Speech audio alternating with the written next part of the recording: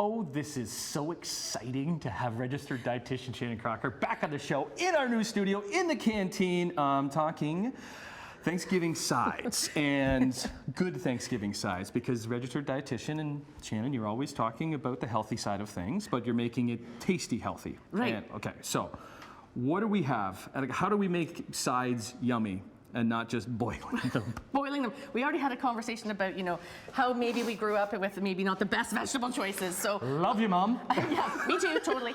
But we are going to make them super delicious because they are nutritious. We want to get the great nutrients from the vegetables for sure. Oftentimes at Thanksgiving, they're put, sort of as an afterthought, but these can be the star of the table. So, are you always the one that has to bring the vegetables? I'm always the one that has to bring the vegetables to Thanksgiving. Why I know. is that? I guess that, the dietitian cooks vegetables, We right? know why. Okay, what do you got? What are we doing? Okay, so first up, we're going to start off with green beans. I love green beans. I know, It is my go-to. It is. So, okay, I think you're really going to like this then. All right. Oftentimes, green beans at Thanksgiving are kind of the afterthought. Maybe they have some slivered almonds on them or something. Right. But today, we're going to saute them. And I'm actually using frozen green beans because it's really budget friendly. You cook them right from frozen, so it keeps it very simple.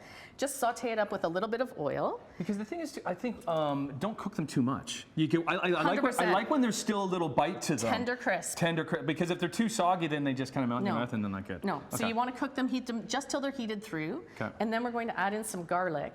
And then we're just going to toss that around, and the garlic and the oil and the green beans works really well together. Look at our overhead camera. I love it. Yes. Oh, don't you miss the old studio, Shannon? I love this. This is better than my own kitchen.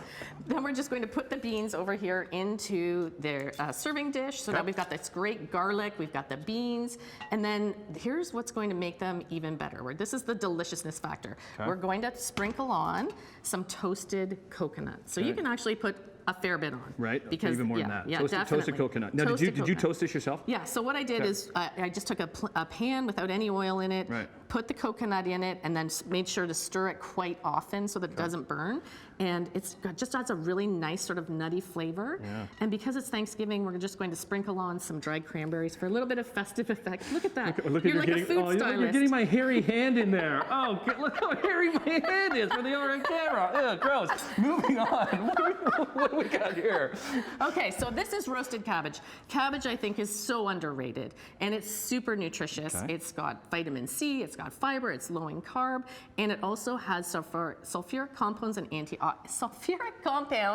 antioxidants that can help to reduce chronic inflammation. Okay, so and a lot of the time I would use cabbage in like just a cabbage, right? Like a coleslaw. Coleslaw. Right? Lots of people do but coleslaw. Doing it like this. Yeah, so here, this is just going to elevate the flavor. So we want to talk about deliciousness of vegetables. This is it.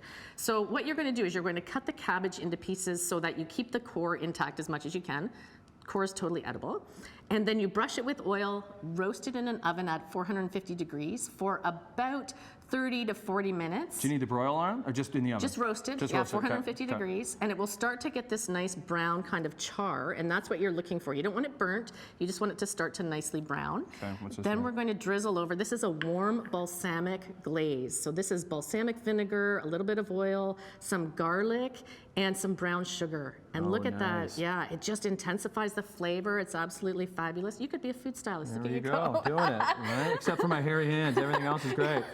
Okay. And then we'll just sprinkle it with some parsley for just a little bit of pop of color, little bit of green, a little bit of fresh flavor, and just a little sprinkle of salt.